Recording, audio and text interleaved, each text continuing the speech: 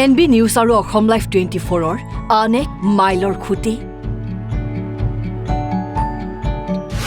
NB news আৰু Assam live 24ৰ নতুন কাৰ্যালয় উদ্বোধন।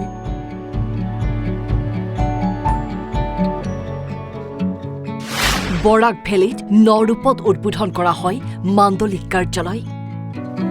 শুকুৰবাৰে বৰাক ভেলীত নতুন ৰূপত উদ্বোধন কৰা হয় NB নিউজ আৰু অসম লাইভ 24ৰ এটা নতুন মাণ্ডলিক কাৰ্যালয়। এক উখল মাখল পৰিৱেশত শিলচৰৰ হাইলাকান্দি ৰোডত উদ্বোধন কৰা হয় কাৰ্যালয়টো। বৰাক ভেলীৰ স্থানীয় সাংবাদিক তথা একাংশ শুভাকাংক্ষীৰ উপস্থিতিত কাৰ্যালয় উদ্বোধন কৰে NB নিউজৰ সভাপতি জিতু চৌধুৰীয়ে। হয়, আমাৰ আজি এটা খুব গৌৰৱৰ দিন। বৰাকৰ যিখিনি সংবাদদাতা আছে সকলোৱে বহুদিন আগৰ পৰা কৈ আহিছিল যে আমাক এটা ইয়াত অফিচ লাগে, আৰু তাৰ প্ৰতি লক্ষ্য ৰাখি আমাৰ NB নিউজ আৰু অসম লাইভৰ মাননীয় অধ্যক্ষ ভূপেন দাস ডাঙৰীয়াৰ নেতৃত্বত আৰু বৰাকৰ সংবাদদাতাসকলৰ উদ্যোগত আজিৰ এই অফিচটো আমি মুকলি কৰিছোঁ।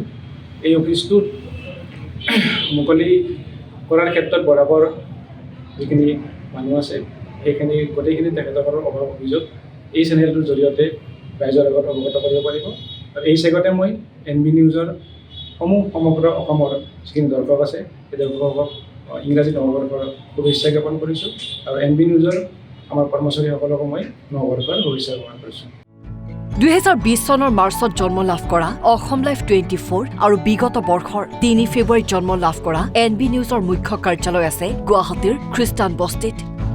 তাৰোপৰি বিগত সময়ছোৱাত ইতিমধ্যে ৰাজ্যৰ কেইবাটাও স্থানত স্থাপন কৰা হৈছে মাণ্ডলিক কাৰ্যালয়।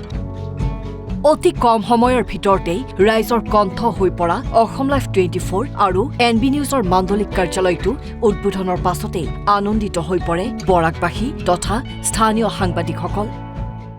আজি বৰাক উপত্যকাৰ কাৰণে এটা ভাল খবৰ যে আজি NB নিউজ নতুন ৰূপে বৰাক উপত্যকাৰ কাছাৰ জিলাৰ শিলচৰত আজি আকৌ এটা অফিচ খুলিছে, এবং গোটেই বৰাক উপত্যকাৰ যিমান সাংবাদিক আছে তাৰ বিলাকত আগবাঢ়াৰ কাৰণে এটা নতুন উদ্দেশ্য লৈ যাত্ৰা আৰম্ভ কৰিলে।